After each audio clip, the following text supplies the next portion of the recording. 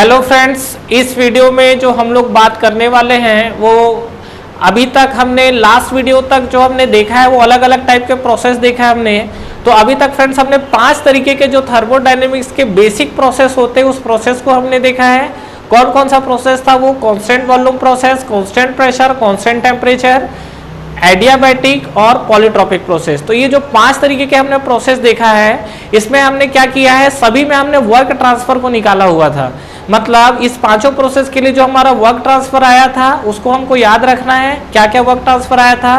अब फ्रेंड्स क्या करना है कि जो हमारा पीवी डायग्राम है ये हमको पता है क्या कि पीवी डायग्राम के बीच का एरिया वर्क ट्रांसफर को शो करता है। ये मैंने पहले के वीडियो में डाला हुआ है।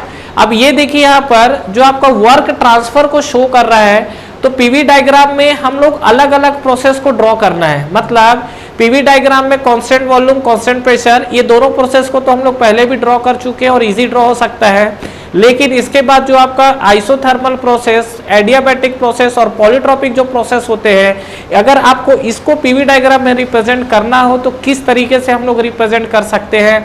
बेसिकली फ्रेंड्स क्या है, इस चीज को रटा जाता है लेकिन रटने की जरूरत नहीं है। यहाँ पर हम लोग आगे बढ़ते हैं और देखते हैं, कुछ मैथमेटिक्स का हेल्प लेंगे, क्योंकि यहाँ से जो आपके ऑब्जेक्टिव क्वेश्चन पूछे जाते हैं उसमें आपको 2-3 कर्व दे देगा और कर्व देने के बाद आपसे पूछेगा कि इसमें से कौन सा आपका कांस्टेंट टेम्परेचर है, कौन सा आपका एडियाबैटिक प्रोसेस है। दूसरा चीज, अभी हम लोग जैसे पीवी डायग्राम पढ़ रहे हैं तो आगे जाने के बाद जब हम लोग सेकेंड लॉ में जाएंगे तो हम लोग को टीएस डायग्राम भी पढ़ना है। तो 5 प्रोसेस या और भी प्रोसेस, सबका पीवी और टीएस डायग्राम, इतने चीजों को रटना, अगर आप रटेंगे तो नो डाउट वहां कंफ्यूजन क्रिएट होगा।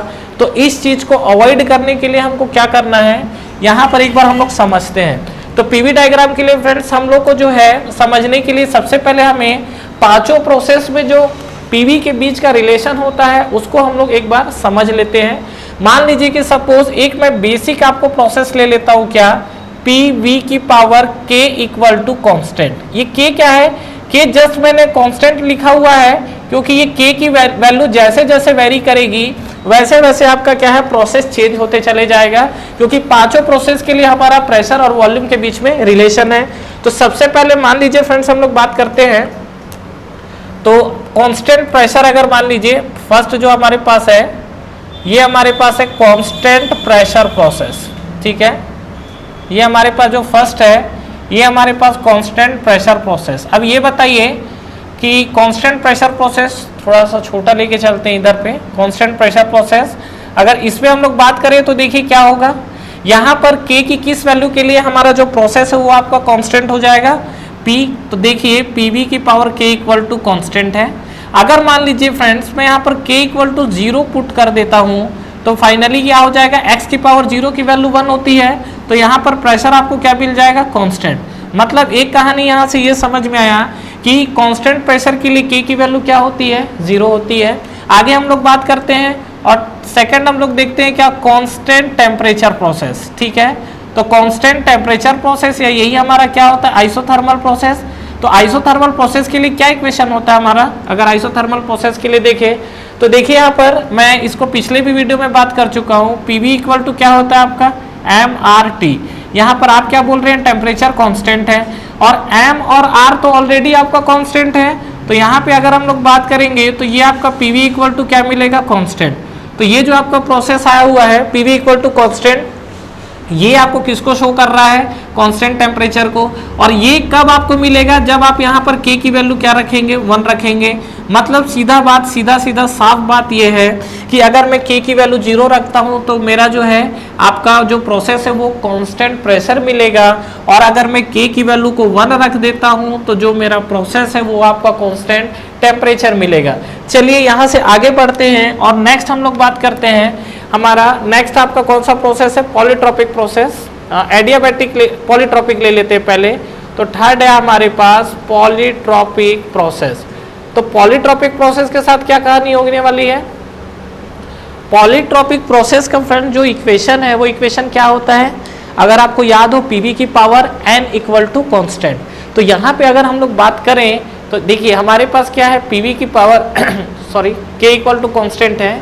अगर मान लीजिए मैं यहाँ पर k इक्वल टू n रख देता हूँ तो यहाँ पर ये आपका बन जाएगा pv की power n equal to constant. मतलब ये k की वैल्यू अगर n रख दूं तो मेरा प्रोसेस कैसा बन गया, पॉलीट्रॉपिक। तो पॉलीट्रॉपिक प्रोसेस के लिए क्या होता है यहाँ पर, ये आप देखेंगे तो k की वैल्यू क्या हो गई, n हो गई, ठीक है। आगे नेक्स्ट हम लोग बात करते हैं, फोर्थ है हमारा एडियाबैटिक प्रोसेस।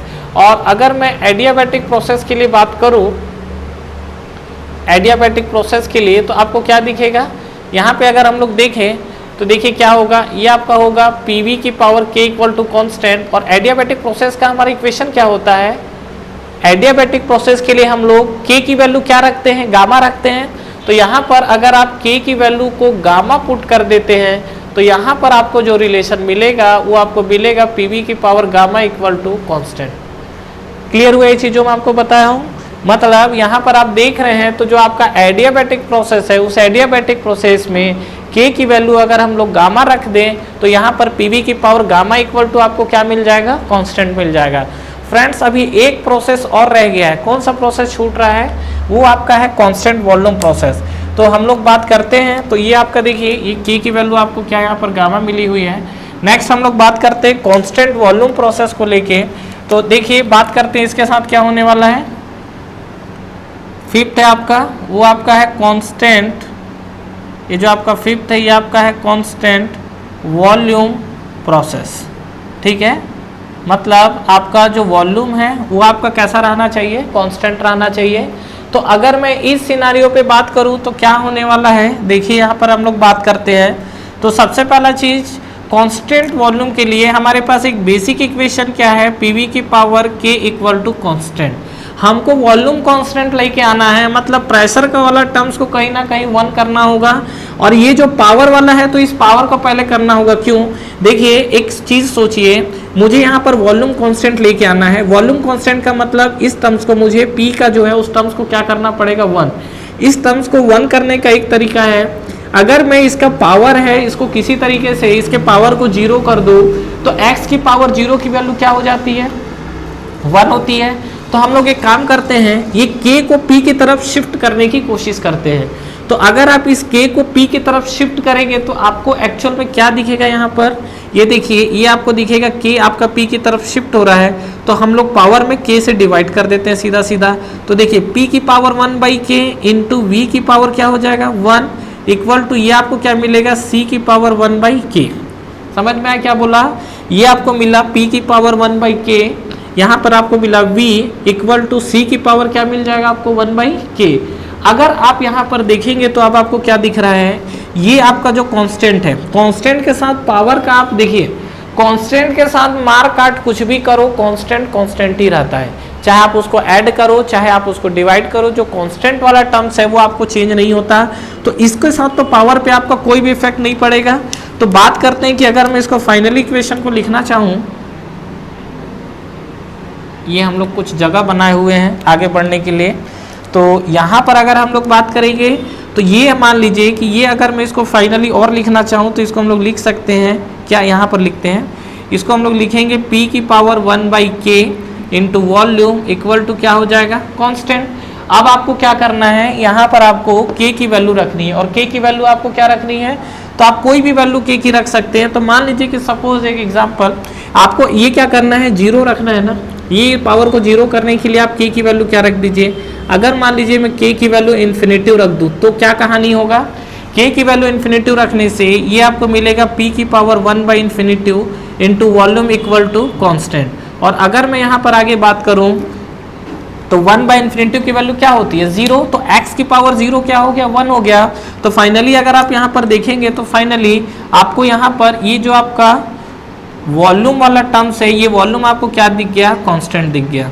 तो यहाँ पर अगर आप देखेंगे तो हमारे पास टोटल 5 प्रोसेस थे, और इस 5 प्रोसेस के लिए k की वैल्यू जो है वो आपकी अलग अलग आई हुई है।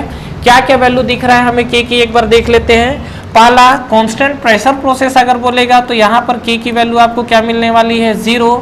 अगर हम लोग बात करते हैं कांस्टेंट टेम्परेचर प्रोसेस के लिए तो यहाँ पर आपको k की वैल्यू क्या मिलने वाली है, ये आपको मिलेगी 1। आगे हम लोग बात करते हैं क्या कि अगर k की वैल्यू अगर हम लोग n रख देंगे तो नेक्स्ट हमारा जो मिलेगा वो क्या मिलेगा, pv की power n equal to constant. अगला जो है तो यहाँ पर आप देखेंगे तो पॉलीट्रॉपिक में k की वैल्यू आपको n दिख रही है। अगर मैं एडियाबैटिक में बात करूँ तो k की वैल्यू गामा दिख रही है। और अगर मैं यहाँ पर बात करूँ के की वैल्यू कांस्टेंट वॉल्यूम प्रोसेस के लिए, तो ये वैल्यू आपको क्या दिख रही है, इन्फिनिटिव दिख रही है। तो फ्रेंड्स इस चीज़ को ध्यान रखिएगा। तो अभी हमारा जो है इस वीडियो में हमने क्या किया हुआ है, के की वैल्यू फाइंड आउट करने की कोशिश की है अलग अलग प्रोसेस के लिए। मतलब जैसा जैसा मेरा अलग अलग प्रोसेस चलेगा उसके अकॉर्डिंग मेरा के की वैल्यू होगा। तो अगर मैं यहाँ पर फाइनली एक कंक्लूजन लेना चाहूँ के की वैल्यू के लिए, मान लीजिए अगर मैं कंक्लूजन लेना चाहता हूँ तो मुझे कंक्लूजन में क्या क्या चीज़ें दिखेंगी। देखिए, अगर मान लीजिए मेरा प्रेशर कांस्टेंट है तो यहाँ पर आपको के की वैल्यू क्या मिलेगी, 0। आगे बात करते हैं, के की वैल्यू 0 के बाद के की वैल्यू नेक्स्ट चाहिए क्या, 1। किस प्रोसेस के लिए है, कांस्टेंट टेम्परेचर के लिए है। 1 से बड़ा वैल्यू के की वैल्यू क्या होती है, n होता है। ये किस प्रोसेस के लिए है, ये आपका प्रोसेस है पॉलीट्रॉपिक। फिर के की वैल्यू नेक्स्ट क्या मिलेगी, गामा। ये आपका किस प्रोसेस के लिए है, ये आपका एडियाबैटिक के लिए। फिर आपको के की वैल्यू इन्फिनिटी मिली हुई है, किस प्रोसेस के लिए है, कांस्टेंट वॉल्यूम के लिए। तो अगर आप यहाँ पर ये चीज़ें देखेंगे तो आपको क्या दिख रहा है कि जो मैंने के की वैल्यू लिखा हुआ है, ये देखिए इंक्रीजिंग ऑर्डर में लिखा हुआ है, के की वैल्यू 0, 1 एंड गामा इन्फिनिटी। तो पहला चीज आपको इस चीज को चार्ट जाना है, क्यों, क्योंकि यहाँ से आपसे स्ट्रेट फॉरवर्ड एग्जाम्स में क्वेश्चन पूछा हुआ है, पहला चीज। दूसरा, इसी के हेल्प से हम लोग पीवी डायग्राम ड्रॉ कर पाएंगे। अगर ये वैल्यू नहीं पता होगा तो फिर वही कहानी हो जाएगा कि पीवी डायग्राम हमको पहले भी रटना पड़ रहा था और अभी भी रटना पड़ेगा। लेकिन अगर आपको ये चीज़ें याद होगी, और याद तो फ्रेंड देखो करना ही पड़ेगा क्योंकि ऑब्जेक्टिव क्वेश्चन में स्ट्रेट फॉरवर्ड आया हुआ क्वेश्चन है। क्वेश्चन आपका ये है क्या, जो हमारा आइसोथर्मल प्रोसेस होता है उसमें आपको के की वैल्यू या एन की वैल्यू क्या होगी। आपसे जो एग्जाम्स में पूछेगा ध्यान रखिएगा, यहाँ पर मैंने के टर्म्स को क्यों यूज किया है। के टर्म्स यूज करने का रीजन ये है कि यहाँ पर मैं एन भी लिख सकता था, लेकिन एन यहाँ पर रख के मैं पॉलीट्रॉपिक शो करना चाह रहा था। अगर आप यहाँ पर जो n की वैल्यू है, इस n की वैल्यू को यहाँ पर रख सकते हैं। आपसे जो एग्जाम्स में क्वेश्चंस पूछेगा वो कैसा क्वेश्चंस पूछता है, आपसे पूछेगा क्या कि अगर मान लीजिए मैं n की वैल्यू 0 रखता हूँ तो मेरा कौन सा प्रोसेस होगा। नेक्स्ट क्वेश्चन पूछेगा, अगर मान लीजिए मैं n की वैल्यू 1, इक्वेशन आपसे क्वेश्चन पूछता है कि इफ द इक्वेशन pv की power n equal to constant and when n tends to 0 और n tends to 1 then what will be the process for that equation। तो pv की power n रख देगा और n की वैल्यू अगर मान लीजिए आपसे 1 रख देता है तो n की वैल्यू 1 रखने का मतलब क्या है, प्रोसेस आपका कैसा बन जाएगा, आइसोथर्मल। अगर आपसे बोलता है n की वैल्यू इन्फिनिटिव रख दिया है तो कौन सा प्रोसेस बन जाएगा, कांस्टेंट वॉल्यूम। तो एक चीज ध्यान रखिएगा, यहाँ से जो आपसे एग्जाम्स में पांचों याद रखिएगा। वैसे ये आइसोथर्मल का आपसे बहुत ज्यादा यूज होता है, कांस्टेंट प्रेशर का, और ये आपका कांस्टेंट वॉल्यूम का।